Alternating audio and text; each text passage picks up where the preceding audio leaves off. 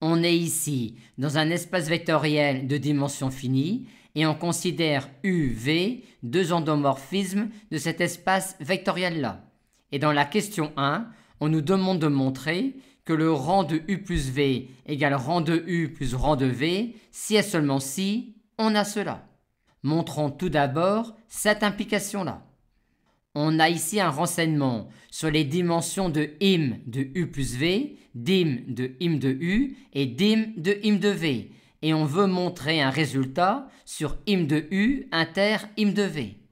Aussi, pour faire intervenir im U inter im V, on a envie de s'intéresser à la dimension de im de U plus im de V. Ce qui nous donne, vu l'hypothèse, cette formule-là. Or, ici, on a la dimension de im de U plus V. Et comme im de U plus V est clairement inclus dans im de U plus im de V, on a cette quantité-là qui est inférieure ou égale à celle-là, ce qui implique que cette quantité-là est négative ou nulle, donc qu'elle est nulle, et que donc finalement, im U inter im V ne contient que le vecteur nul. Montrons maintenant cette égalité-là. Cette inclusion-là est évidente. Aussi, vu que l'on a des renseignements sur les dimensions, pour aboutir à l'égalité, on va s'intéresser à la dimension de ker U plus ker V. Et en remplaçant dim de ker U par n moins rang de U et dim de ker V par n moins rang de V, et en utilisant le fait que rang de U plus rang de V égale rang de U plus V par hypothèse, on aboutit à cette expression-là de la dimension de ker U plus ker V. Et cette dimension est égale à la dimension de E si et seulement si la dimension de ker U inter ker V est celle de ker de U plus V. Comme ce sous-espace vectoriel-là est clairement inclus dans celui-là, pour montrer qu'ils ont même dimension, on va montrer qu'ils sont égaux. Et comme cette inclusion-là est évidente, il nous reste uniquement à montrer celle-là.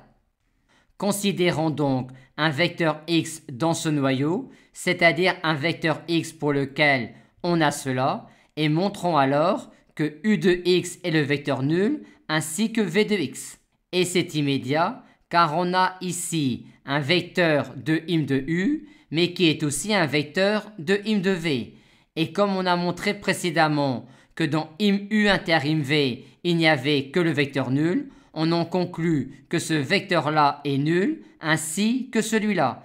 On a donc montré cette égalité-là, donc celle-là, ce qui assure donc que la dimension de cet espace vectoriel-là est égale à celle de E, ce qui montre finalement que cet espace vectoriel-là est égal à E.